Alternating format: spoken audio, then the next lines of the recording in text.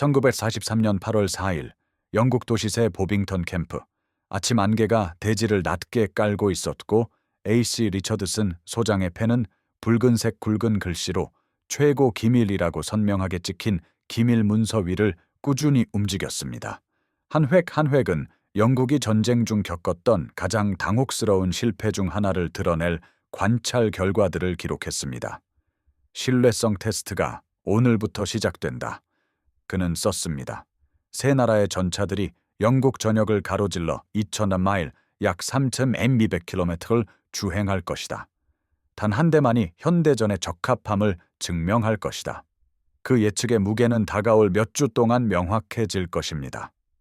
캠프를 뒤덮은 아침 안개를 뚫고 필립 일대의 전차가 연병장에 정렬해 있었고 다양한 수준의 자신감을 드러내며 엔진이 공회전하고 있었습니다. 기계음의 교향곡은 많은 것을 말해주고 있었습니다. 제너럴 모터스 트윈 디젤 엔진으로 구동되는 미국 M4A2 셔먼 3대는 산업적인 매끄러움으로 윙윙거렸습니다. 크라이슬러 멀티뱅크 가솔린 엔진을 장착한 M4A4 셔먼 3대는 안정적인 일관성으로 웅쿵거렸습니다. 새로운 롤스로이스 미티어 엔진을 장착한 영국 크롬웰 마크 I 순항전차 3대는 인상적인 힘으로 으르렁거렸지만 우려스러운 거친 소리를 냈습니다. 설계가 개선되었다는 크롬웰 마크 I 전차 위대도 기계음 합창에 그들의 목소리를 더했습니다. 초기 순항전차 설계에서 부적절함이 증명된 노후화된 리버티 엔진으로 구동되는 센토 마크 I 전차 3대는 불길하게 기침하고 덜덜거렸습니다. 승무원들은 자신들이 훗날 역사가들이 제2차 세계대전 기갑 차량의 가장 결정적인 신뢰성 비교라고 부를 훈련에 참여하게 될 줄은 모른 채 배정된 차량에 올랐습니다. 그 안개 낀 아침에 그들 중 누구도 몰랐던 것은 이 훈련이 산업 철학과 군수품 조달에 관한 심오한 진실을 드러낼 것이라는 점이었습니다. 미국인들은 신뢰성과 대량 생산을 위해 전차를 만들었으며 전차가 꾸준히 작동한다면 적절한 성능을 수용했습니다. 영국인들은 속도와 이론적인 우월성을 위해 설계했으며 평범한 신뢰성보다 인상적인 사양을 우선시했습니다. 다음 7주 동안 드라큘라 훈련은 어떤 접근 방식이 실제로 전쟁에서 승리하는지 보여줄 것입니다. 그 수치는 영국인의 자존심에 치명타를 입힐 것입니다. 그 함의는 전쟁이 끝날 때까지 영국 기갑 교리를 재편할 것입니다. 그리고 그 교훈은 제2차 세계대전의 마지막 총성이 멈춘 후에도 수십 년간의 군수품 조달 결정에 메아리치며 민주주의 국가들이 무기 개발에 대해 생각하는 방식에 영향을 미칠 것입니다. 드라큘라 훈련의 이야기는 고요한 영국 시골이 아니라 북아프리카의 뜨거운 사막에서 영국 전차병들이 치명적인 신뢰의 위기에 직면했던 때로 거슬러 올라갑니다. 1942년 내내 그리고 1943년까지 영국 순항전차들은 가장 최악의 순간에 기계적 고장으로 악명 높았습니다. 크루세이더 전차는 이론적으로 인상적인 26마일, 약 42km의 속도를 자랑하며 영국군의 기동성 우위를 제공했어야 했지만 적진으로 진역하는 시간보다 사막길 옆에 고장 나 있는 시간이 더 길었습니다. 대부분의 영국 순항전차를 움직이는 리버티 엔진은 오일 누출에 시달렸습니다. 온화한 영국 기후에 맞춰 설계된 냉각 시스템은 전차 내부 온도가 103°C 약 54°C를 초과할 수 있는 아프리카의 더위 속에서 치명적으로 고장났습니다. 모래지형과 끊임없는 기동의 스트레스 속에서 변속기가 부서졌습니다. 거친 지형에서는 서스펜션이 망가졌습니다. 먼지 많은 환경에서는 전기 시스템이 고장났습니다. 전차병들은 많은 예비 부품을 기본으로 휴대하고 빈번하고 시간 소모적인 고장을 예상하는 법을 배웠는데 이는 그들을 취약하고 좌절하게 만들었습니다. 영국 전차병들은 렌드리스 프로그램을 통해 영국으로 군사 장비가 점점 더 많이 선적되면서 공급되는 미국 M4 셔먼 전차들이 영국 산업이 생산하는 어떤 것보다 훨씬 더 높은 신뢰성으로 작동하는 것을 보며 좌절감을 느꼈습니다. 셔먼 전차는 서류상으로는 크루세이더의 26마일, 약 42km/h나 크로멜의 최종 40마일, 약 63km/h에 비해 최대 약 25마일, 약 40km/h로 달려 이론적인 속도는 부족했습니다. 하지만 셔먼 전차는 매일 아침 신뢰성 있게 시동이 걸렸는데 이는 영국 전차병들은 결코 당연하게 여길 수 없는 부분이었습니다. 셔먼 전차는 고장 없이 하루 종일 달렸습니다. 유지보수 시간이 덜 필요하여 승무원들을 다른 임무에 할애할 수 있게 했습니다. 고장 빈도가 적다는 것은 특정 순간에 더 많은 전차가 작전에 투입될 수 있다는 의미였습니다. 가장 중요하게도 전투작전에 필요할 때마다 단순히 그 자리에 있었고 후방에서 수리되는 대신 전투에 나설 준비가 되어 있었습니다.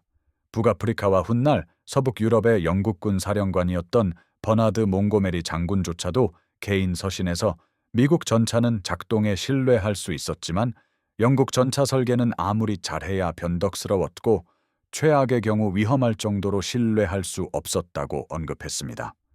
런던의 영국 육군성은 영국 산업 자존심의 핵심을 찌르는 딜레마에 직면했습니다. 수년간의 전차 개발, 수십 년간의 공학 전문 지식, 그리고 영국의 최고 설계자들의 집중적인 노력에도 불구하고 전투에서 실패한 실망스러운 디자인들이 연이어 생산된 것이었습니다. 1941년 차세대 순항전차로 대대적인 홍보와 함께 도입된 코버넌터는 너무나 신뢰할 수 없어서 실전 배치되지 못했습니다. 상당한 비용을 들여 1700대 이상이 제조되었음에도 불구하고 냉각 시스템이 너무나 자주 고장, 영국 가을보다 따뜻한 어떤 기후에서도 사실상 사용할 수 없었습니다. 그 뒤를 이어 광범위한 전투에 투입된 크루세이더는 약간 더 나았지만 여전히 만성적인 기계적 문제에 시달려 효율성이 제한되었고 믿을 수 있는 장비를 필요로 했던 승무원들을 좌절시켰습니다. 초기 개발 단계에서 명명법이 개정되기 전 크롬웰 마크 1로 지정되었던 카발리에는 동일한 결함 있는 리버티 엔진을 물려받았고 시험 결과 이전 모델보다 신뢰성이 나을 것이 없다는 것이 드러난 후 빠르게 훈련 임무로 격화되었습니다. 영국은 전투 상황에서 꾸준히 작동하는 순항 전차가 절실했습니다. 해결책은 세계 최고급 자동차를 생산하며 명성을 쌓았고 항공기 엔진 생산으로 성공적으로 전환했던 롤스로이스사에서 나오는 듯했습니다. 고성능 엔진 분야에서 광범위한 경험을 가진 롤스로이스의 수석 디자이너 W.A. 로비담 엔지니어는 영국 본토 항공전에서 승리를 이끌었던 스핏파이어와 허리케인 전투기를 움직인 유명한 멀린 항공기 엔진을 전차 엔진인 미티어로 기막히게 개조했습니다. 이 600마력 VUT 동력 장치는 전쟁 중 모든 영국 전차 설계에서 빠져있던 힘과 신뢰성의 조합을 약속했습니다. 멀린 엔진은 항공기에서 최고의 신뢰성을 입증했으며 대규모 정비 없이 수백 시간 동안 작동했습니다. 영국 엔지니어들은 동일한 신뢰성이 전차 사용에도 적용될 것이라고 추론했습니다. 이 엔진은 A17RM 차체에 장착되어 공식적으로 크로멜 마크 8 순항 전차로 지정되었습니다. 초기 테스트에서는 기대를 뛰어넘는 인상적인 성능을 보여주었습니다. 크로멜은 시험 주행 트랙에서 40마일 약 10섹시5리에이트를 초과하는 속도를 달성하며 전쟁 중 가장 빠른 영국 전차이자 모든 참전국이 운용한 전차 중 가장 빠른 전차 중 하나가 되었습니다. 1943년 1월 영국의 산업 중심부에 위치한 여러 시설에서 생산이 시작되었습니다. 라나셔의 릴랜드 모터스, 버민검 철도 객차 및 외건 회사, 메트로 캐멀, 잉글리시 일렉트릭 및 기타 제조업체들은 마침내 독일 기갑 우세에 대한 영국의 해답이 되기를 모두가 희망했던 전차의 대량 생산을 위해 준비했습니다. 1943년 여름까지 수백 대의 크롬웰 전차가 조립 라인에서 쏟아져 나오고 있었습니다. 생산량은 전체 기갑 사단을 장비할 계획된 총량으로 늘려가고 있었습니다. 육군성은 이 새로운 순항 전차로 영국 기갑 사단을 무장시켜 미국에서 공급받는 차량에 대한 당혹스러운 의존을 마침내 끝낼 계획을 세웠습니다. 영국 전차병들은 인상적인 속도, 75mm 포의 적절한 화력, 합리적인 장갑 보호, 그리고 바라건대 모든 이전 설계에서 벗어났던 신뢰성을 겸비한 자체 제작 전차를 갖게 될 것이었습니다. 그러나 전차와 가장 밀접하게 일하는 사람들 사이에서는 의심이 남아 있었습니다. 첫 생산 크로멜을 받은 훈련 부대들의 초기 야전 보고서에서는 불안할 정도로 익숙한 문제가 언급되었습니다. 엔진실 주변의 오일 누출은 화재 위험을 초래하고 적 정찰기가 수마일 밖에서도 발견할 수 있는 흔적을 남겼습니다. 장시간 운용 중 브레이크 고장은 전차가 내리막길에서 인상적인 속도를 제어할 수 없게 만들었습니다. 클러치 문제는 훈련 중 전차를 야전에서 움직일 수 없게 하여 전투 스트레스 상황에서는 어떻게 될지에 대한 의문을 제기했습니다. 승무원들은 조향의 어려움이 신뢰할 수 없고 우려스럽다고 설명했으며 전차가 때로는 운전자의 조작에 제대로 반응하지 않는 경우가 있었습니다. 이러한 문제들은 통제된 환경의 훈련 중에 발생했으며 이때는 충분한 예비 부품과 숙련된 정비공이 있었습니다. 보급기지에서 멀리 떨어진 장기간의 전투작전 스트레스 상황에서는 무슨 일이 일어날까요? 육군성은 크롬웰을 영국의 주력 순항 전차로 전폭적으로 사용하고 미국 장비에 대한 의존도를 단계적으로 줄여나가기 전에 명확한 답을 필요로 했습니다. 1943년 7월 영국 고위 군 지휘부는 문제를 최종적으로 해결할 포괄적인 신뢰성 테스트를 수행하기로 결정했습니다.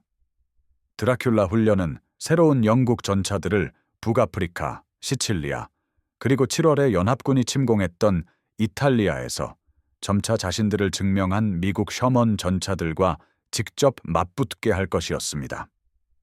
이 테스트는 영국 전역을 가로지르는 마일 약 3,000몇 대구성 시험이 될 것이며 장기 작전의 요구 사항을 시뮬레이션하는 것이었습니다.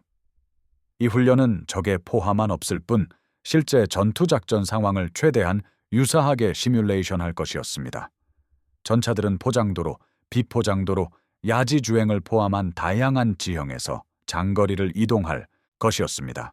비, 진흙, 온도 변화를 포함하여 영국 가을이 선사할 수 있는 모든 기상 조건에서 작동할 것이었습니다.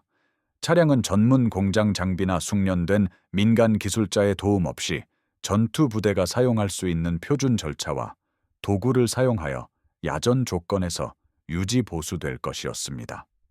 그 결과는 크롬웰이 전선 서비스에 준비되었는지 아니면 전쟁이 5년째에 접어들면서 영국이 감당하기 어려운 추가 개발 시간이 필요한지를 결정할 것이었습니다. 테스트 매개 변수는 공정성과 객관성을 보장하기 위해 세심하게 설정되었습니다. 모든 전차는 조립 라인에서 직접 가져온 표준 생산 모델로 특별히 준비된 차량이나 실제 부대가 받게 될 전차를 대표하지 않을 수 있는 수제 시제품이 아니었습니다. 승무원들은 영국과 미국 장비 모두를 훈련한 경험 많은 영국 군인이었으며 승무원 훈련과 숙련도를 결과에 영향을 줄 수 있는 변수에서 제외했습니다. 유지보수는 야전 교범에 명시된 표준 절차와 전방 부대가 사용할 수 있는 도구만을 사용하여 야전 조건에서 수행되었고 전문 장비나 민간 공장 기술제 의존하지 않았습니다. 전차들은 동일한 경로를 이동하고 정확히 동일한 문제에 직면하며 동일한 제약해서 작동할 것이었습니다. 아무리 사소한 결함이라도 세심하게 기록될 것이었습니다. 모든 유지보수 시간은 기록되고 분석될 것이었습니다. 이 테스트는 신뢰성이 승패를 좌우할 수 있는 전투작전에서 진정으로 신뢰할 수 있는 전차에 대한 객관적인 데이터를 제공할 것이었습니다. 이 포괄적인 평가에는 세 가지 유형의 전차가 경쟁할 것이었습니다. 셔먼 M4A2는 제너럴 모터스 트윈 디젤 엔진을 사용했는데 이는 탁월한 신뢰성과 연료 효율을 위해 미국 설계자들이 특별히 선택한 구성입니다. 셔먼 M4A는 크라이슬러 A577 멀티뱅크 엔진을 채용했는데 이는 본질적으로 5개의 자동차 엔진을 하나의 동력 장치로 결합한 독창적인 설계였습니다. 두 셔먼 변형 모두 이미 북아프리카, 시칠리아, 그리고 점점 더 많은 이탈리아 전선에서 전투를 통해 실력을 입증했습니다. 미군 승무원들은 이들을 신뢰했고 영국군 승무원들도 영국 전차에서 셔먼으로 교체한 후 이들을 극찬했습니다. 크로멜 마크 1과 마크 3은 영국의 최신 순항 전차 기술을 대표했습니다.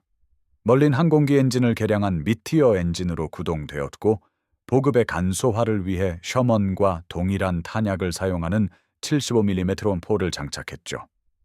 반면 센토어 마크 1은 이전 설계에서 실패했던 구식 리버티 엔진을 탑재해 주로 기준점으로 활용되었습니다.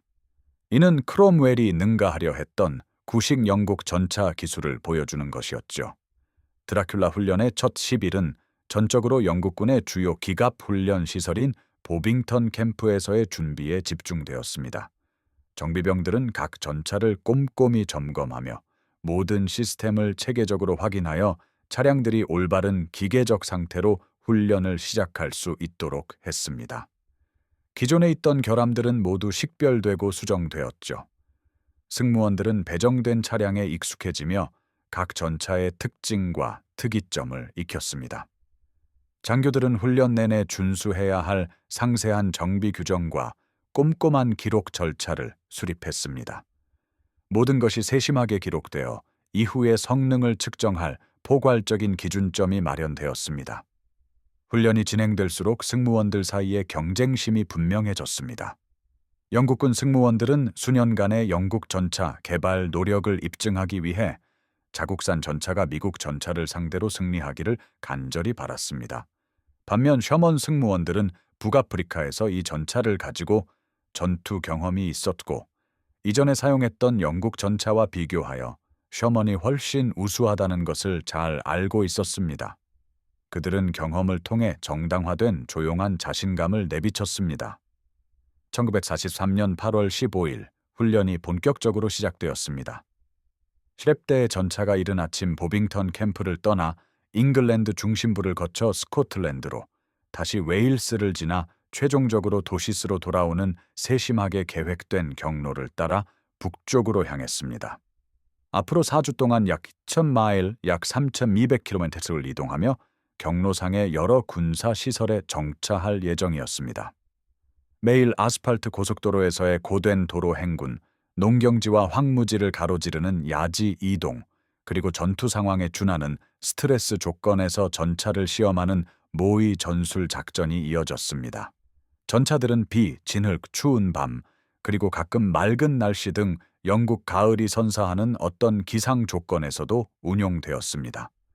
매일 저녁 지정된 정차 지점에서 정비가 이루어졌고 모든 수리 작업과 결함은 전차 부대를 동반한 전담 관찰자들에 의해 꼼꼼히 기록되었습니다. 출발한 지 몇 시간 만에 첫 문제들이 발생했습니다. 주에 깊게 지켜보는 사람이라면 누구에게나 분명하게 보였죠. 전차 부대가 임마일도 차에 이동하기 전에 한 센토어 전차의 엔진실에서 연기가 피어오르기 시작했습니다. 노후화된 리버티 엔진은 지속적인 운용해 이미 스트레스를 받고 있다는 신호를 보였습니다.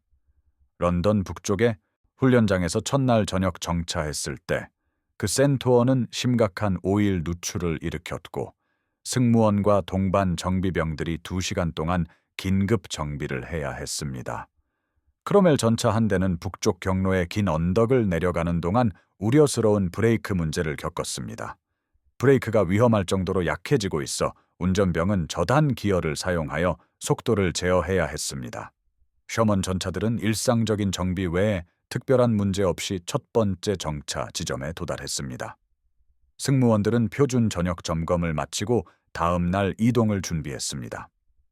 관찰자들은 모든 것을 더욱 상세하게 기록하며 곧 명확한 패턴을 보여줄 데이터를 축적했습니다. 첫 주가 끝날 무렵 훈련 내내 지속될 분명한 패턴이 나타났습니다. 센토어 전차들은 매번 저녁 정차 지점에 가장 늦게 도착했고 종종 몇 시간씩 지연되었습니다. 승무원들은 고장난 차량을 돌보느라 지쳐 있었고 기계적 문제로 인해 밤늦게까지 집중적인 긴급 수리를 해야 했습니다. 리버티 엔진은 오일 누출에 시달려 도로에 흔적을 남겼고 만성적인 오일 압력 문제를 일으켰습니다. 냉각 시스템은 지속적인 운용 중 엔진 열을 관리하는 데 애를 먹었고 과열로 인해 잦은 정차를 강요했습니다. 클러치는 부하를 받으면 미끄러져 기어 변속이 어렵거나 때로는 불가능했습니다. 한 센토어 전차는 하룻밤에 8시간의 정비가 필요했습니다. 승무원들은 손전등에 의지하여 작업하며 전차가 훈련을 계속할 수 있을 만큼 운용 가능한 상태를 유지하기 위해 탈진했습니다. 훈련 시작을 특징지었던 경쟁심은 센토어 승무원들 사이에서 완전히 사라졌고, 대신 훈련에서 완전히 철수되지 않고 그저 매일의 이동을 완료하려는 비장한 결의로 대체되었습니다. 크로멜 전차는 고장 많은 센토어보다 분명히 나은 성능을 보였지만 영국 설계자들이 투자했던 희망과 기대에는 훨씬 못 미쳤습니다. 엔진실 주변에서 오일 누출이 골치 아프게 규칙적으로 발생하여 쉬어야 할 승무원들의 지속적인 관심을 요구했습니다. 브레이크 시스템은 시속 40마일, 약 64km의 속도를 낼 수 있는 전체는 부적절한 것으로 드러났는데, 긴 내리막길에서 위험한 브레이크 페이드 현상이 발생하여 운전병들이 차량을 제어하기 위해 애써야 했습니다. 훈련이 진행될수록 클러치 고장이 점점 더 흔해졌는데, 정비병들은 이를 미티어 엔진의 상당한 토크 특성을 감당하기에는 부적절한 설계 때문으로 파악했습니다. 조향 문제는 계죄도 불구하고 계속되었고, 승무원들은 험난한 지형을 가로지르는 야지 이동 중 방향을 유지하는데 어려움을 겪는다고 보고했습니다. 보고서를 검토하던 영국군 지휘부에게 가장 골치 아팠던 점은 이러한 문제들이 새로 발견된 것이 아니었다는 사실입니다. 관찰자들은 드라큘라 훈련에서 나타난 결함들이 이전 테스트에서도 나타났던 잘 알려진 문제였으며, 생산 시작 전에 개발 단계에서 수정되었어야 했다고 명시적으로 지적했습니다. 반면 셔먼 전차들은 회의적인 영국군 승무원들마저 감탄시킬 만한 놀라운 기계적 일관성으로 운용되었습니다. 매일 아침 안정적으로 시동이 걸렸는데, 이는 수년간 변덕스러운 장비에 시달렸던 영국 전차 승무원들이 결코 당연하게 여길 수 없는 사소하지만 중요한 부분이었습니다. 이들은 영국 전차 운용의 특징이었던 기계적 문제 없이 예정된 행군 속도를 유지했습니다. 정비가 필요할 때도 이는 드물었지만 밤새도록 이어지는 긴급 수리가 아니라 일상적이고 예측 가능한 작업이었습니다. 디젤 구동 M4A2는 특히 신뢰성 있고 견고함이 입증되어 한 숙련된 승무원은 지속적인 혹독한 사용에도 엔진이 거의 고장 나지 않는 것 같다고 평했습니다. 다중 엔진 M4와 하어는 더 복잡한 설계로 인해 약간 더 많은 주의가 필요했지만, 그럼에도 불구하고 모든 신뢰성 지표에서 영국 전차들을 훨씬 능가했습니다. 인상적인 사양보다는 신뢰할 수 있는 작동을 우선시하는 미국의 단순성과 신뢰성 공학 철학은 영국의 속도와 이론적 성능 추구보다 명확하고 부인할 수 없는 우수성을 입증하고 있었습니다. 훈련 부지휘관을 맡았던 콜드스트림 근위대의 프리슬리 대위는 기계적 신뢰성 부족으로 인해 종종 간과되는 인적 비용을 기록했습니다. 그는 11 보고서에서 크롬웰 승무원들이 이론적으로는 가장 수월해야 했다고 언급했습니다. 그들의 전차가 가장 빠르고 서류상으로는 매 저녁 정차 지점에 가장 먼저 도착했어야 하기 때문이죠. 하지만 실제로는 한두 대의 크롬웰 전차가 고장과 시간 소모적인 수리 때문에 밤늦게 도착하는 일이 다반사였습니다. 이는 휴식이 필요한 승무원들의 늦은 식사, 추위와 어둠 속에서 몇 시간씩 기다려야 했던 안내원들, 그리고 다른 곳에서 필요할 때 대기 상태로 머물러야 했던 유조차들을 의미했습니다. 수면 부족은 전차 승무원뿐만 아니라 수많은 인원에게 영향을 미쳤습니다. 신뢰성 부족의 파급 효과는 고장난 전차 자체를 훨씬 넘어섰고, 전체 부대의 효율성과 사기에 측정하기는 어렵지만 부인할 수 없는 중요한 방식으로 영향을 미쳤습니다.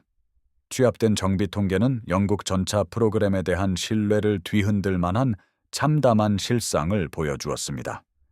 9월 초 거의 4,000마일을 주행하며 훈련이 마무리될 무렵, 수치들은 미국과 영국 전차의 신뢰성 사이에 엄청난 격차가 있음을 잔인할 정도로 명확하게 드러냈습니다.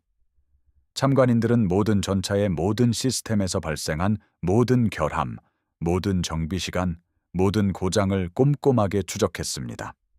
이 데이터는 포괄적인 표와 상세한 차트로 정리되어 영국군 및 정치 지도부의 최고위층에게만 회람되는 극비 최종 보고서의 일부가 되었습니다. 이 결과는 막대한 자원을 소모했던 영국 전차 생산 노력에 있어 심오하고 깊은 당혹감을 안겨주었습니다. 세대의 셔먼 M4A2 전차는 총 13,986마일을 주행했는데 이는 계획된 거리를 초과하는 인상적인 총합이었습니다. 이 전차들은 부대의 선두주자 역할을 했기 때문에 전체 훈련 기간 동안 세대의 차량에서 총 199건의 결함이 발생했으며 이는 전차당 평균 66건의 결함에 해당합니다. 정비에는 세대의 전차에 걸쳐 총 420시간의 전문 정비사 주의가 필요했으며 이는 전차당 평균 140시간에 해당합니다. 이는 주행거리 1마일당 0.03시간의 정비, 즉 1마일을 이동할 때마다 약 2분의 정비 시간이 소요되었다는 의미입니다. 이 전차들은 장갑차 기준으로는 거의 정비가 필요 없는 수준이었으며 승무원이 신속하게 완료할 수 있는 일상적인 정비와 가끔의 사소한 수리만 필요했습니다. 공장 지원 없이 어려운 조건에서 운용되는 복잡한 기계치고는 그 신뢰성은 정말 놀라웠습니다. 더 복잡한 멀티뱅크 엔진을 탑재한 세대의 셔먼 M4A4 전차는 5대의 자동차 엔진을 결합한 형태로 정비 요구량이 약간 더 높았지만 여전히 영국 장비보다 뛰어난 인상적인 신뢰성을 보여주었습니다. 이 전차들의 통계는 디젤 변형 모델과 충분히 유사하여 공식 보고서는 6대의 미국 전차를 모두 종합적으로 우수한 신뢰성을 보여주는 것으로 간주했습니다. 셔먼 전차는 미국의 공학 철학이 실제로 효과가 있다는 것을 결정적으로 증명했습니다. 뛰어난 성능보다는 적절한 성능 특성을 가진 단순하고 견고한 설계는 필요할 때 실제로 일관되게 작동하는 전차를 만들어냈습니다. 적군이 진격해오는데 전차가 길가에 고장나 멈춰 서 있다면 이론은 아무런 의미가 없었습니다. 이와는 극명한 대조를 보이며 5대의 크롬웰 전차는 총 10마일을 주행하는 동안 총 317건의 결함을 겪었습니다. 이는 더 적은 거리를 주행했음에도 불구하고 훨씬 더 많은 문제였습니다. 전문 정비사들은 크롬웰을 작동 상태로 유지하기 위해 814시간을 일했으며 이는 셔먼 전차에 필요한 시간의 거의 2배에 달했습니다. 이는 1마일당 0.01시간의 정비에 해당하며 셔먼 전차가 같은 거리를 이동하는 데 필요한 시간의 2배 이상이었습니다. 크롬웰 전차로 1마일을 주행할 때마다 4분 이상의 정비 시간이 필요했던 반면 셔먼 전차는 2분이면 충분했습니다. 1마일당 0.03시간과 0.07시간의 차이는 추상적인 통계 용어로는 작고 거의 무시할 수 있는 것처럼 들리지만 이는 크롬웰 전차가 같은 거리를 이동하는데 셔먼 전차보다 2배 이상의 정비 시간이 필요하다는 것을 직접적으로 의미했습니다. 전역 조건에서는 셔먼 전차를 장비한 부대가 고장난 전차를 수리하는 데 시간을 덜 소비했기 때문에 더 멀리, 더 빠르게 진격할 수 있었습니다. 세대의 센타워 전차는 실망스러웠던 크롬웰보다도 훨씬 더 나쁜 성능을 보였고 이는 많은 사람들이 의심했던 바를 확인시켜 주었습니다. 이 전차들은 끊임없는 고장으로 인해 종종 장기간 움직이지 못하게 되어 총 8,192마일만 주행했습니다. 센타워 전차는 총 297건의 결함을 겪었고 732시간의 정비가 필요했으며 이는 훨씬 적은 거리를 주행했음에도 불구하고 크롬웰의 총계에 육박했습니다. 이는 1마일당 0.08시간에 해당하며 셔먼 전차에 필요한 시간의 거의 3배로 센타워를 모든 범주에서 최악의 성능을 보이는 전차로 만들었습니다. 리버티 엔진은 현대 전차가 요구하는 사항을 도저히 감당할 수 없었습니다. 센타워는 분명 실패한 설계였고 미티어 엔진 생산이 충분한 수준으로 증가할 때까지 공장 생산량을 유지하기 위해서만 생산이 계속되었습니다. 이 훈련은 많은 사람들이 의심했던 바, 즉 센타워는 결코 생산되어서는 안 됐고 부족한 산업 자원에 상당한 낭비를 초래했다는 것을 결정적으로 증명했습니다. 리처드슨 소장의 최종 보고서는 영국의 실패에 대해 전혀 가감없이 지적했습니다. 그는 영국 생산품과 대조되는 미국 기계의 단순성과 신뢰성이 내게는 드라큘라 훈련의 가장 중요한 교훈입니다. 라고 명확하고 분명한 언어로 썼습니다. 크로멜은 의심할 여지 없이 동등하게 훌륭한 전투 차량으로 만들어질 수 있지만 필요한 재설계는 단순성을 최우선 목표로 삼아야 하며 이는 결국 신뢰성을 가져올 것입니다. 보고서는 냉철한 정확성으로 셔먼 전차를 갖춘 장비 지휘관은 최소한 운용 수명 초기 2,000마일 동안은 99%의 차량을 전투에 투입할 수 있다고 진정으로 확신할 수 있을 것이라고 언급했습니다. 이와는 극명한 대조를 보이며 크로멜이나 센타우어를 장비한 지휘관은 자신의 부대에 기대되는 통상적인 임무를 수행할 만큼 충분한 전차가 실제로 전장에 도달할 수 있을지에 대해 지속적인 불안감에 시달릴 것입니다.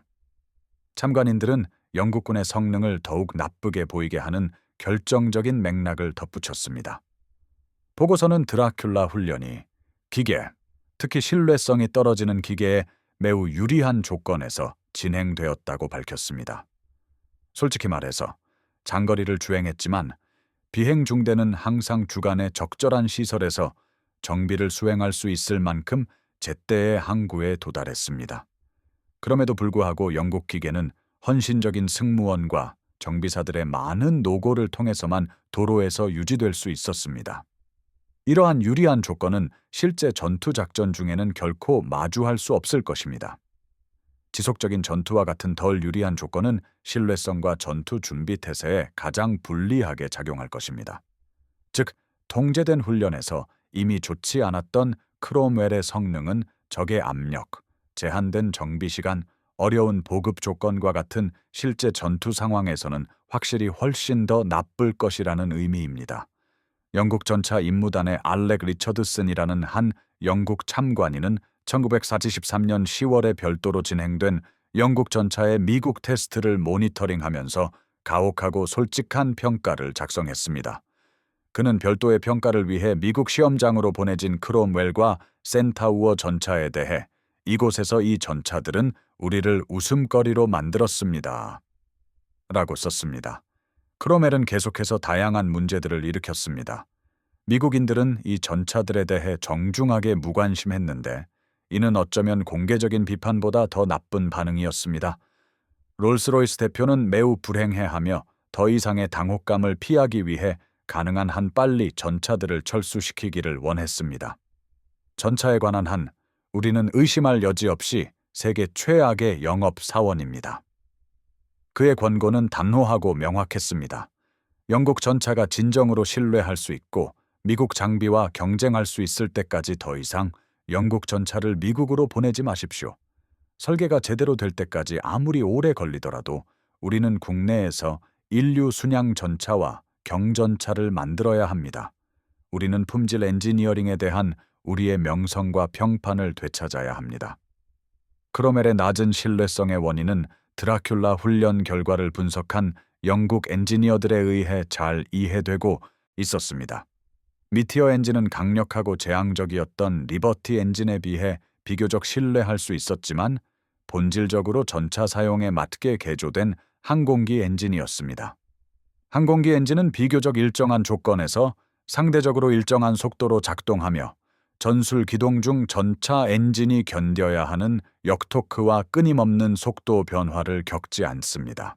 항공기에서 전차로의 개조는 불완전했으며 신뢰성 문제로 나타났습니다. 항공기용으로 설계된 오일실은 전차 운용의 다른 압력 조건에서 누출되었습니다. 냉각 공기가 지속적으로 흐르는 항공기에서는 완벽하게 적절했던 냉각 시스템은 전차 설치에 제한된 공간과 매우 다양한 냉각 요구 사항에 고심했습니다. 이 엔진은 원리적으로는 훌륭하고 서류상으로는 인상적이었지만 실제 야전 실행에서는 문제가 많았습니다. 변속기와 주행장치 문제는 생산이 시작되기 전에 불충분한 개발 시간에서 직접적으로 비롯되었습니다. 메리트 브라운 변속기는 정교하고 우수한 성능 특성을 제공했지만 더 단순한 미국 변속기 설계보다 더 많은 잠재적 고장 지점을 가진 복잡한 시스템이기도 했습니다. 브레이크는 시속 40마일의 속도를 낼 수 있는 전체는 분명히 크기가 작았으며 장시간 내리막길에서 지속적으로 사용할 경우 위험한 브레이크 페이드로 이어졌습니다. 클러치는 미티어 엔진의 상당한 토크 출력을 안정적으로 처리할 만큼 충분히 견고하지 않았습니다. 주로 이전 순양 전차 설계에서 물려받은 서스펜션은 크롬웰의 증가된 무게와 고속 주행 능력으로 인해 원래 설계 한계를 훨씬 넘어서는 스트레스를 받았습니다. 각 시스템은 정적 테스트 중에는 독립적으로 충분히 작동했지만 실제 지속적인 운용 조건에서 부하를 받을 때 취약하며 고장이 잦다는 것이 드러났습니다. 근본적인 문제는 철학적인 것이었고 영국과 미국의 공학적 접근 방식의 핵심을 꿰뚫는 것이었습니다. 영국 전차 설계는 속도와 화력을 무엇보다 우선시했으며 신뢰성은 숙련된 승무원의 능숙한 정비를 통해 해결할 수 있는 부차적인 문제로 보았습니다. 이 철학은 전차가 확고한 기지에서 운용되고 충분한 보급 지원과 전문 정비 시설이 언제든 이용 가능했던 평시 조건에서는 충분히 통했습니다. 하지만 전차들이 후방 보급창에서 멀리 떨어진 곳에서 심각하게 제한된 예비 부품을 가지고 적절한 휴식 기간 없이 지속적인 운용 스트레스하에 작동해야 했던 전시 조건에서는 치명적으로 실패했습니다. 이와는 대조적으로 미국인들은 필요할 때 전차가 일관되게 작동할 수 있다면 겸손한 성능 사양을 의식적으로 받아들이면서까지 신뢰성을 최우선으로 설계했습니다. 그들의 철학은 현실적인 운용 조건에서 테스트했을 때 실제 운용면에서 결정적으로 우수하다는 것이 입증되었습니다. 드라큘라 훈련은 영국 전차 생산 우선순위와 개발 철학에 대한 냉혹한 재평가를 강요했습니다. 크롬웰은 훈련 결과에 직접적으로 기반하여 광범위한 수정 작업을 거쳤습니다. 엔지니어들은 전차 운용 환경에 특화된 개선된 밀봉제로 오일 누출 문제를 해결했습니다. 브레이크 시스템은 훨씬 더 큰 용량의 부품으로 완전히 재설계되었습니다. 클러치 부품은 엔진의 토크를 안정적으로 처리할 수 있도록 상당히 강화되었습니다. 서스펜션은 만성적인 고장 문제를 줄이기 위해 세심한 주의를 기울였습니다. 이러한 개선 사항들을 제대로 구현하는 데는 수개월이 걸렸고 여러 공장의 기존 생산 공정에 상당한 변화가 필요했습니다. 리랜드 모터스가 배틀 크롬웰이라고 명명한 최종 생산 사양은 1944년 2월 2일에야 확정되었는데 주요 신뢰성 개선과 더불어 기본 설계에 수많은 사소한 변경 사항이 포함되었습니다. 1943년 11월에 실시된 2차 종합 테스트에서는 크롬웰 성능이 현저히 향상된 것으로 나타났습니다. 개량된 크롬웰은 8월 버전보다 훨씬 뛰어난 성능을 보였지만 모든 면에서 셔먼의 신뢰성 기준에는 아직 미치지 못했습니다. 극명한 대조를 보이는 센타우르는 개조 시도에도 불구하고 사실상 아무런 개선도 보이지 못했고 전투용으로는 사실상 폐기되었습니다. 리버티 엔진은 전차의 무게에 비해 단순히 동력이 부족했으며 어떤 개조로도 그 근본적인 설계 결함을 극복할 수 없었습니다. 대부분의 센타우르는 신뢰성이 덜 중요한 훈련 역할로 강등되거나 장갑 복구 차량, 포병 관측소 또는 포탑을 제거하고 불도저 블레이드를 추가한 공병 작업용 센타우르, 불도저와 같은 특수 차량으로 개조되었습니다. 크롬웰은 결국 1944년 6월 오버로드 작전, 노르망디 상륙 작전을 위해 여러 영국 및 폴란드 사단의 기갑수색 연대에 배치되면서 최전선 전투에 투입되었습니다. 전투 작전에서 이 전차는 정말 빠르고 기동성이 뛰어났으며 적 포병이 장거리에서 발견하고 교전하기 어렵게 만드는 훌륭한 낮은 차체 프로필을 가졌습니다. 승무원들은 이러한 특징들을 열정적으로 칭찬했습니다. 하지만 셔먼을 장비한 부대에 비해 신뢰성은 여전히 지속적인 문제로 남아 있었습니다. 크롬웰은 하루 운용당 더 많은 정비, 시간을 필요로 했습니다. 부대들은 더 높은 고장률에 대비해 더 많은 예비 부품을 휴대했습니다. 셔먼의 주무장과 동일하며 병참 간소화를 위해 같은 탄약을 사용하는 75mm를 포는 대부분의 독일 전차에 대해 충분한 화력을 제공했지만 티거와 판터의 두꺼운 장갑에는 눈에 띄게 고전했습니다. 속도와 스텔스 능력이 크로멜의 주요 전투 이점이 되었고, 이는 포와 장갑이 부적절한 장기 교전을 피할 수 있게 해주었습니다.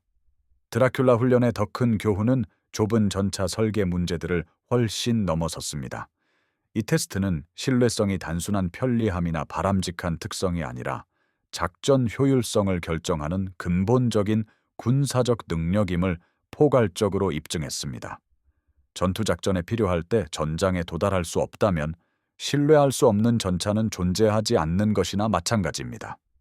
꾸준하고 예측 가능하게 작동하는 적당한 성능의 전차가 이론적으로는 고성능이지만 정기적이고 예측 불가능하게 고장 나는 전차보다 모든 실질적인 전투 효율성 면에서 더 우수합니다.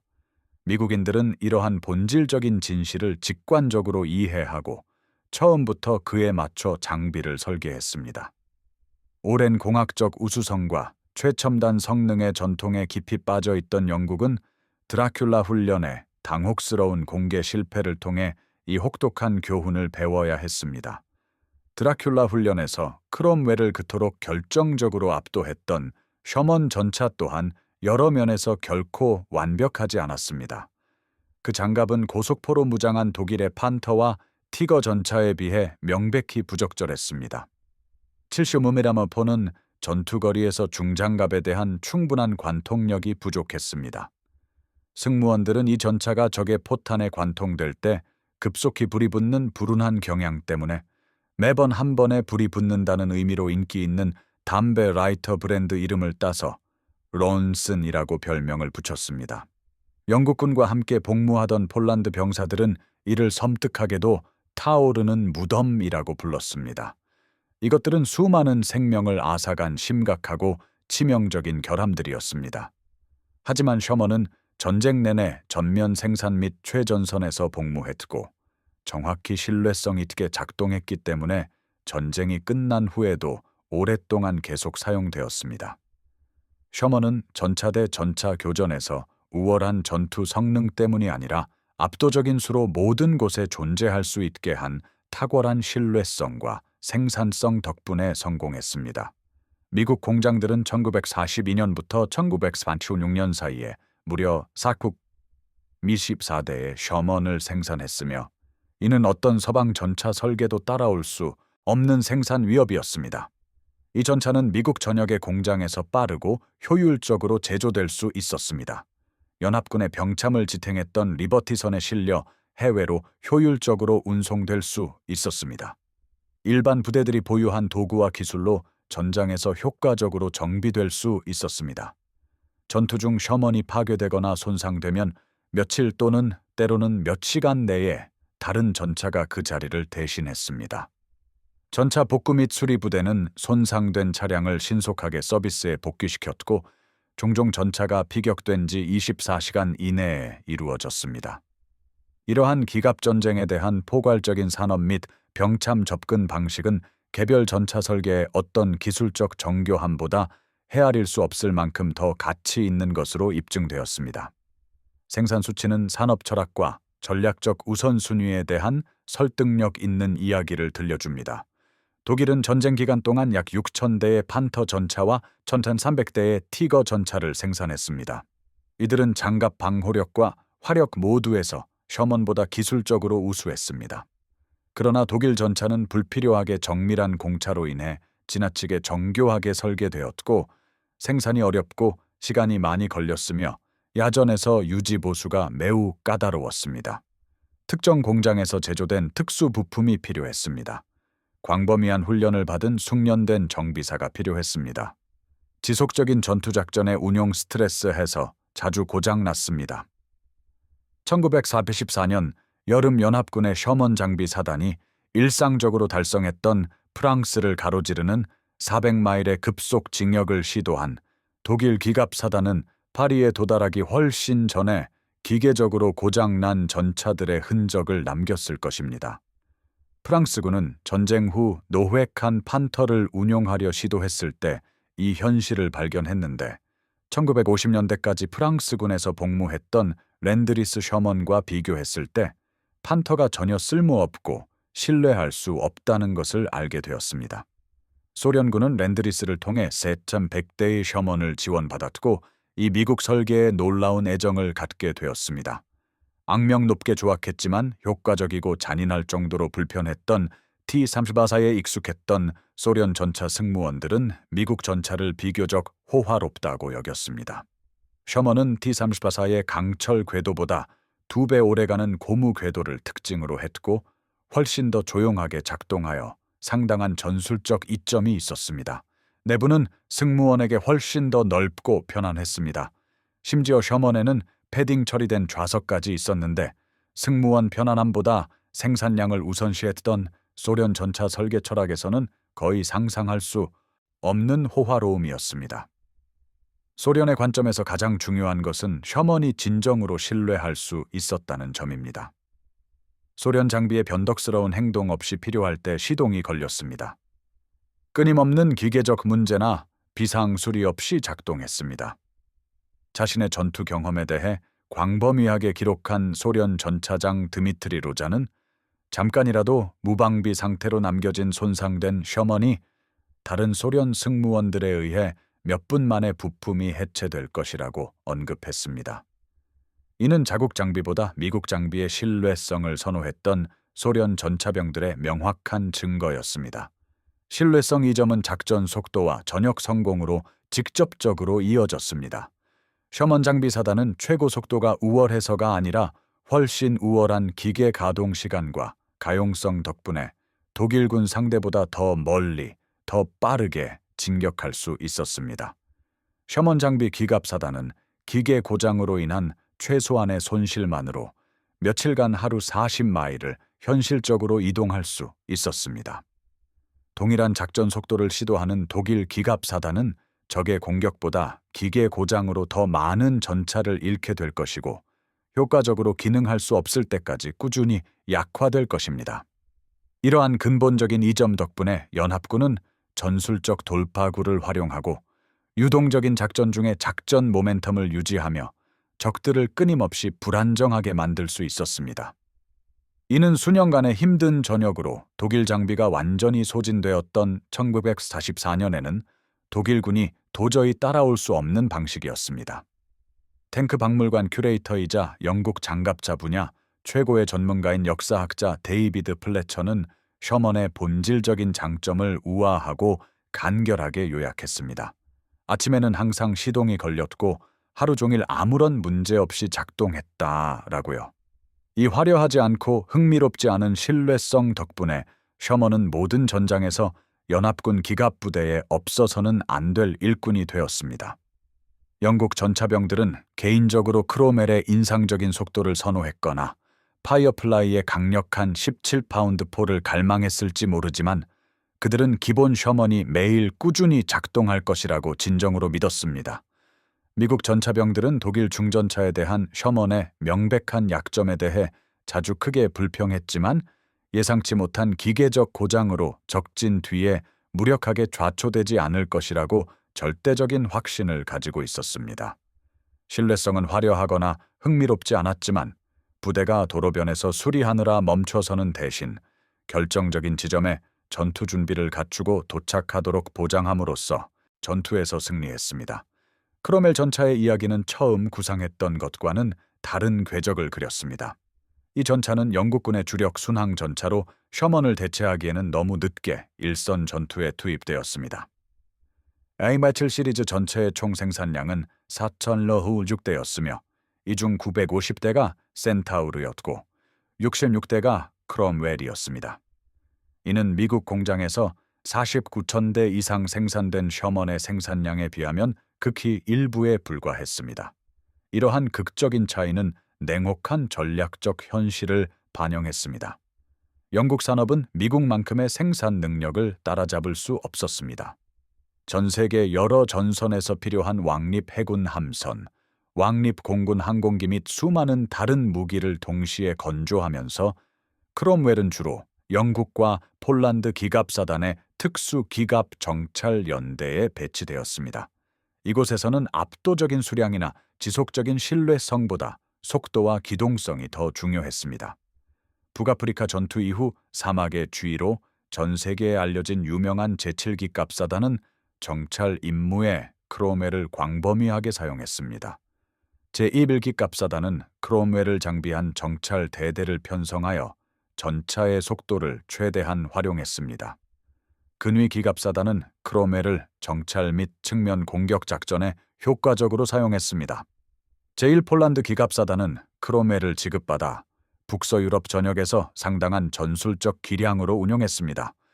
전차의 강점을 최대한 활용할 수 있는 이러한 특수 정찰 임무에서 크롬웰은 매우 훌륭하게 작동했습니다. 감탄할 만한 낮은 차체와 인상적인 고속 기동력 덕분에 정찰 부대는 주력 부대보다 앞서 효과적으로 정찰하고 유리할 때 기회가 되는 표적을 교전하며 우세한 적군을 만났을 때 신속하게 철수할 수 있었습니다. 노련한 크롬웰 승무원들은 전차의 장점을 체계적으로 극대화하고 약점에 노출되는 것을 최소화하는 정교한 전술을 개발했습니다. 그들은 부적절한 주포와 장갑이 치명적일 수 있는 장기 교전을 피하기 위해 속도를 활용했습니다. 낮은 차체와 뛰어난 기동성을 이용하여 적에게 탐지되지 않고 적의 위치를 관찰하며 은밀함을 유지했습니다. 또한 뛰어난 기동성을 활용하여 느린 독일 전차의 측면을 공격하고 70mm의 주포조차 관통할 수 있는 취약한 후방 장갑을 타격했습니다. 크롬웰은 주력 전차가 아닌 속도와 은밀함이 지속적인 신뢰성이나 강력한 화력보다 중요한 특수 정찰 차량으로서의 전술적 틈새를 찾았습니다. 1945년 5월 유럽에서 제2차 세계대전이 끝난 후 크롬웰 전차는 드라큘라 훈련에서 드러난 문제점들을 해결하기 위한 성공적인 개조 덕분에 1950년대까지 영국군에서 계속 운용되었습니다. 이 전차는 한국전쟁에서 제7왕립 전차연대와 제8왕립 아일랜드 경기병대 소속으로 다시 실전에 투입되었습니다. 이 분쟁 동안 영국군은 막 실전 배치되기 시작한 더 현대적인 센추리온 전차와 함께 크롬웰을 배치했습니다. 또한 이 전차는 전후 군대를 재건하는 수많은 연합국에도 제공되었습니다. 호주, 오스트리아, 핀란드, 이스라엘, 요르단 등 여러 국가에서 크롬웰을 다양한 용도로 운용했습니다. 일부 크롬웰은 나중에 더욱 강력한 20파운드 포로 광범위하게 업그레이드되어 체리엇 전차 구축함으로 재탄생했으며 이는 1950년대 후반 센추리온 전차가 영국 기갑부대에 완전히 배치될 때까지 유용한 임시 방편 역할을 했습니다. 크롬웰의 전후 장기 운용은 드라큘라 훈련에서 드러난 신뢰성 문제를 해결하기 위해 시행된 개조의 궁극적인 성공을 설득력 있게 증명했습니다. 1943년 8월 영국에 철저히 망신을 안겼던 그 전차는 10년 이상이 지난 후에도 일선에서 계속 운용될 만큼 신뢰할 수 있게 되었습니다. 한편 셔먼 전차는 북아프리카부터 이탈리아, 북서 유럽을 거쳐 태평양 도서 전역, 중국에 이르기까지 제2차 세계대전의 거의 모든 전선에서 효과적으로 싸웠습니다. 전쟁이 끝난 후에도 한국전쟁을 거치며 수십 개 국가의 군대에서 계속 운용되었으며 소련이 공급한 T-34-8호에 맞서 충분한 성능을 발휘했습니다. 양측이 다른 출처에서 공급받은 셔먼을 운용한 여러 차례의 아랍-이스라엘 전쟁에서도 싸웠습니다. 신뢰성이 결정적인 역할을 했던 인도 파키스탄 전쟁에서도 활약했습니다. 이 전차는 1960년대와 1970년대 내내 다른 지역 분쟁에도 참여했습니다. 이스라엘은 아마도 전후 가장 열성적인 셔먼 운용국이었을 것이며 새로운 엔진, 개선된 장갑, 강력한 주포로 설계를 광범위하게 개조했습니다. 이스라엘이 개조한 셔먼은 1968년 6.1 전쟁과 1973년 욤 키푸르 전쟁에서 효과적으로 싸워 기본 설계가 도입 후 수십 년이 지나도 여전히 유효하다는 것을 증명했습니다. 셔먼으로 무장한 마지막 칠레군 부대는 전차가 생산에 들어간 지 61년 만인 2003년에야 마침내 퇴역하여 군사 역사상 가장 오랫동안 운용된 전차 설계 중 하나가 되었습니다. 이러한 놀라운 장수 기록은 기본 설계의 근본적인 견고함과 최첨단 성능 추구보다 신뢰성 중심의 엔지니어링이 가진 지속적인 가치를 설득력 있게 증명했습니다. 드라큘라 훈련의 교훈은 전차 설계라는 좁은 문제를 넘어 광범위한 군수, 조달 철학에 영향을 미쳤습니다. 이 테스트는 최첨단 이론적 성능이 필요한 때 그 성능을 발휘할 수 있는 근본적인 신뢰성이 없으면 아무 의미가 없다는 것을 포괄적으로 입증했습니다. 그 자체를 위한 복잡성 추구나 미미하게 더 나은 사양을 달성하려는 노력은 근본적으로 자산이 아니라 부채입니다. 장비를 효율적으로 대량 생산하고 야전 조건에서 쉽게 유지보수할 수 있는 능력이 특수 지원을 필요로 하는 기술적 정교함보다 더 중요합니다. 이러한 어렵게 얻은 교훈은 전후 영국 국방 조달 철학에 영향을 미쳤지만 불행히도 항상 성공적이지는 않았습니다. 기술적 우위와 최첨단 능력에 대한 끊임없는 열망은 신뢰성과 유지보수 용이성이라는 실질적인 고려사항을 종종 능가하여 정교하지만 문제가 많은 소수의 장비를 생산하는 수많은 값비싼 프로그램을 초래했고, 이 장비들은 의도했던 영향을 결코 달성하지 못했습니다. 드라큘라 훈련은 또한 1943년까지 미국과 영국의 제조 역량 사이에 벌어진 엄청난 산업 격차를 극명하게 드러냈습니다. 미국 공장들은 헨리 포드가 자동차 제조에서 처음 개척하고 대공황 시기 테네시강 유역개발공사와 같은 산업 프로그램을 통해 개선한 대량 생산 기술을 철저히 숙달했습니다. 품질 관리 프로세스, 부품 표준화, 조립 라인 효율성은 영국 산업이 오랜 전통에도 불구하고 기존 시설과 방법으로는 단순히 따라잡을 수 없는 수준에 도달했습니다. 셔먼은 우월한 설계 철학 덕분에 성공했지만 똑같이 우월한 산업 실행력 덕분에도 성공했습니다. 이는 압도적인 수량으로 진정으로 신뢰할 수 있는 전차를 만들 수 있었던 반면 영국은 문제가 많았던 자체 설계조차 군사적 필요에 맞는 충분한 수량으로 생산하는 데 어려움을 겪었습니다.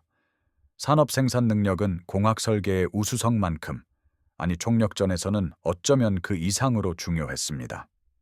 드라큘라 훈련의 인간적 요소는 특정 장비를 초월하는 병사 심리에 대한 진실을 보여주었기 때문에 특별히 강조할 필요가 있습니다. 전차 승무원들은 기술 매뉴얼에 나열된 인상적인 이론적 성능 사양에는 근본적으로 관심이 없었습니다. 그들은 전차가 아침에 안정적으로 시동이 걸리고 하루 종일 문제없이 꾸준히 작동하며 저녁에 안전하게 집으로 데려다 줄 수 있는지에 대해 강렬하고 실질적으로 신경 썼습니다. 작전 중에 전차가 끊임없이 고장나는 승무원은 당연하게도 비관적인 태도를 발전시켰고, 이는 전투 효율성과 필요한 전술적 위험을 감수하려는 의지에 직접적인 영향을 미쳤습니다. 반면 차량의 신뢰성에 진정으로 자신감을 가진 승무원은 전차가 결정적인 순간에 자신들을 실망시키지 않을 것임을 알았기에 훨씬 더 공격적이고 효과적으로 싸웠습니다. 드라큘라 훈련은 신뢰성이 단순한 기계적 가용성 통계를 훨씬 넘어서는 심오한 방식으로 부대 사기와 전투 효율성에 영향을 미쳤음을 경험적으로 입증했습니다. 신뢰할 수 있는 차량은 자신감 있고 공격적이며 효과적인 승무원을 만들어 임무를 완수하게 했습니다. 신뢰할 수 없는 차량은 적보다 고장에 대해 더 걱정하는 불안하고 망설이는 승무원을 만들어 근본적으로 전투 효율성을 저해했습니다. 드라큘라 훈련의 최종 공식 보고서는 1943년 9월 말에 제출된 가장 기밀스러운 종합 보고서에 담겨 있습니다. 이 장문의 문서는 윈스턴 처칠을 포함한 영국의 최고위 군사 및 정치 지도자들에게 회람되었고, 막대한 자원을 소모한 영국 전차 개발 프로그램의 심각한 결함을 불편하게 인정할 수밖에 없도록 만들었습니다. 보고서는 전후 영국 조달 정책을 직접적으로 형성한 상세한 권고 사항들을 담고 있었습니다. 마침내 독일 판터 전차와 진정으로 비교할 만한 순항 전차를 영국에 제공할 코멧 전차 개발은 상당히 증가된 우선순위와 자원을 받았습니다. 이 보고서는 또한 여전히 추가 개발이 필요한 크롬웰로 즉시 대체하려 하기보다는 주로 셔먼 전차에 의존하는 전략적 결정을 내리는데 큰 영향을 미쳤습니다. 계죄도 불구하고 드라큘라 훈련에서 나온 냉혹한 수치들은 잔혹했지만 완전히 명확했습니다. 셔먼은 주행 마일당 단 0.03시간의 유지 보수만 필요했습니다. 크롬웰은 마일당 0.07시간이 필요하여 셔먼의 2배 이상이었습니다. 센타우르는 마일당 0.087시간이 필요하여 셔먼 기준의 거의 3배에 달했습니다. 이러한 건조한 통계 수치는 실제 전역에서 승패를 결정하는 작전 현실로 직접적으로 전환되었습니다.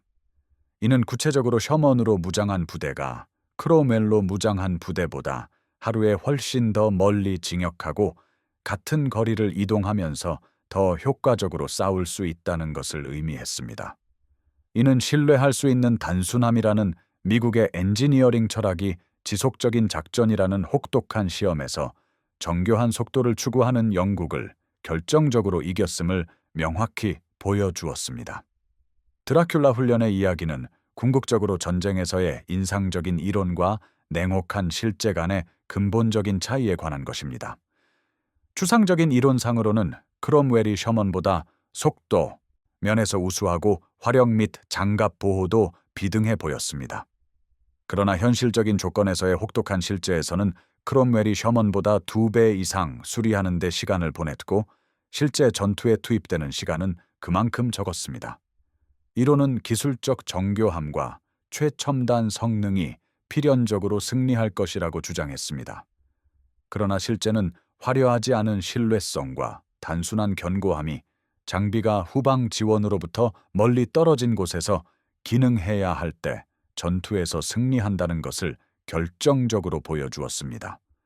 2000마일 테스트는 전차들이 편안한 보급창으로부터 멀리 떨어진 곳에서 지속적인 작전 스트레스해 까다로운 전투 조건에서 광범위한 유지보수 시간을 가질 여유 없이 운용되어야 했을 때 어떤 설계 철학이 실제로 효과가 있었는지를 명확히 보여주었습니다. 현대의 전 세계 군대들은 80년이 지난 지금도 드라큘라 훈련의 핵심 교훈들과 정기적으로 씨름하고 있습니다. 지루하게 느껴질 수 있는 신뢰성을 희생시키면서 최첨단 성능과 인상적인 사양을 추구하려는 유혹은 여전히 강력합니다. 주요 무기 프로그램들은 지속적인 작전에서 중요한 견고한 신뢰성보다 프레젠테이션에서 인상적으로 보이는 정교한 능력에 우선순위를 두는 경우가 많습니다.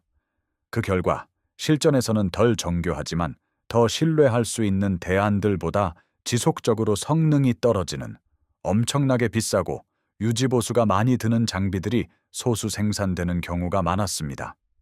셔먼과 크롬웰의 비교는 군 장비 조달에서 이론적인 성능을 실용적인 신뢰성보다 강조했을 때의 진짜 덱에 대한 오래도록 전해지는 교훈을 제공합니다. 드라큘라 훈련에 직접 참여했던 영국 병사들은 장비에 대한 관점이 극적으로 변화한 채 본대로 복귀했습니다. 셔먼 승무원들은 영국 전차의 속도와 정교함보다는 미국 전차의 신뢰성을 오랫동안 선호해온 자신들의 의견이 완전히 정당했음을 확신했습니다. 크롬웰 승무원들은 자신들의 전차를 전투에 실제로 사용할 수 있도록 만들 포괄적인 개조를 강력하게 요구했습니다. 센토 승무원들은 문제가 많던 자신들의 전차가 독일 기갑 부대와의 전투에 투입되지 않을 것이라는 공식 통보를 받고 상당한 안도감을 표현했습니다. 그들은 모두 자신들이 정말 중요한 무언가를 목격했음을 분명히 이해했습니다. 신뢰성이 장갑 차량의 다른 어떤 단일 특성보다 중요하다는 것을 의심의 여지 없이 증명한 결정적인 시험이었죠. 리처드슨 소장이 포괄적인 드라큘라 훈련 보고서에 남긴 마지막 말은 기억하고 되새길 가치가 있습니다. 셔먼 전차로 무장한 부대의 지휘관은 적어도 운용 수명 첫 마일 동안은 그의 차량 99%를 전투에 투입할 수 있다고 진정으로 확신할 수 있다는 점입니다.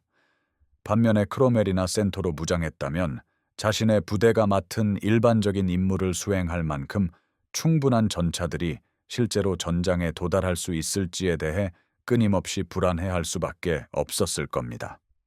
가장 포괄적인 시험에서 얻은 객관적인 데이터를 바탕으로 한 이 냉철한 평가는 개량된 영국 전차 설계가 이론적으로는 가능해졌음에도 불구하고 왜 영국 기갑사단이 계속해서 미국에서 공급된 전차에 크게 의존했는지를 설득력 있게 설명해 주었습니다.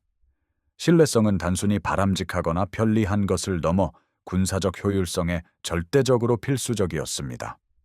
드라큘라 훈련과 이어진 집중적인 개조를 통해 마침내 등장한 개량형 크롬웰은 의도된 정찰 임무에 실제로 유능한 전차가 되었습니다.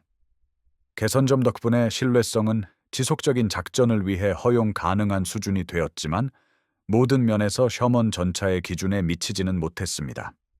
이 전차는 전술적 기회를 활용하며 빠른 정찰 차량으로서 의도된 특수 임무를 효과적으로 수행했지만 필수적인 개조가 너무 늦게 이루어졌고 셔먼 전차의 가용성에 비해 생산량이 너무 제한적이었기 때문에 영국의 주력 순양 전차로서 셔먼을 대체할 수는 없었습니다.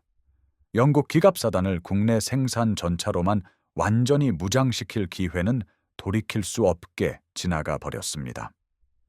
미국은 우월한 개별 공학적 영리함이 아니라 신뢰성을 최우선으로 하는 근본적으로 우월한 산업 철학을 통해 궁극적으로 더 나은 전차를 만들었던 것입니다. 제2차 세계대전 중 미국과 영국의 전차 개발 접근 방식의 극명한 대조는 산업 문화와 국가적 우선순위에서의 훨씬 더 광범위하고 근본적인 차이를 반영했습니다. 미국 산업은 대량 생산 철학, 적극적인 표준화, 신뢰성 공학을 핵심 원칙으로 전폭적으로 수용했습니다. 영국 산업은 각 생산 단위마다 맞춤형 품질, 개별적 우수성, 최첨단 성능을 강조하는 전통적인 수공업 생산 방식을 유지했습니다. 평시 시장에서 고급 소비자의 경우 영국식 접근 방식은 일관되게 우수함을 생산하고 프리미엄 가격을 받았습니다. 하지만 상상할 수 있는 최악의 조건에서도 절대적으로 안정적으로 작동해야 하는 군 장비의 경우 미국식 접근 방식이 결정적이고 포괄적으로 우월하다는 것이 입증되었습니다. 셔먼은 인상적인 재원이나 이론적 성능에서 크롬웰을 이긴 것이 아니라 신뢰성만이 전차가 싸울 것인지 실패할 것인지를 결정하는 진흙탕 전장에서 이겼습니다. 드라큘라 훈련은 현대 군사 역사상 가장 중요하지만 놀랍게도 가장 덜 알려진 비교 시험 중 하나로 남아 있습니다. 이 훈련은 신중하게 통제되었지만 현실적인 조건에서 주요 연합국 전차 설계를 비교하는 진정으로 객관적인 데이터를 제공했습니다. 영국은 전차 개발 프로그램의 심각한 체계적 결함을 고통스럽지만 필요하게 인정할 수밖에 없었습니다. 이것은 북서유럽 전역의 진행에 실질적인 영향을 미친 중요한 조달 결정에 직접적으로 영향을 미쳤으며 군 당국이 아직도 완전히 받아들이기 힘들어하는 본질적인 진실을 입증했습니다. 신뢰성은 성능 재원보다 중요합니다. 단순함은 정교함을 꾸준히 능가합니다. 기술 재원으로는 인상적이지만 실전에서는 반복적으로 실패하는 전차보다 신뢰성 있게 작동하는 전차가 결정적으로 승리합니다. 드라큘라 훈련 중 체계적으로 달린 2000마일은 시간과 자원의 허용 가능한 비용으로 실제 전투에서는 훨씬 더 많은 생명을 대가로 알게 되었을 진실을 드러냈습니다. 크롬웰은 1943년 8월 구성으로는 최전선 서비스에 단순히 준비되지 않았습니다. 개조는 제대로 개발되고 생산 라인에 정확히 구현되기 위해 상당한 시간이 필요했습니다. 이미 북아프리카, 시칠리아, 그리고 점점 더 이탈리아에서 철저히 전투 검증을 마친 셔먼은 지속적인 작전 스트레스 해소도 절대적으로 성능을 발휘할 것이라고 신뢰할 수 있었습니다. 영국 지휘관들이 직면한 선택은 개인적으로 영국 전차를 선호하는지, 미국 전차를 선호하는지의 문제가 아니었습니다. 그것은 꾸준히 작동하는 전차를 원하는지, 아니면 반복적으로 고장나는 전차를 원하는지의 문제였습니다.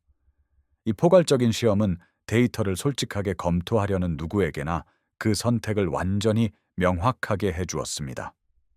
드라큘라 훈련 후 80년이 넘은 현재의 관점에서 되돌아보면 이 시험은 군 장비 조달에 대한 강력하게 관련성 있는 교훈을 제공합니다.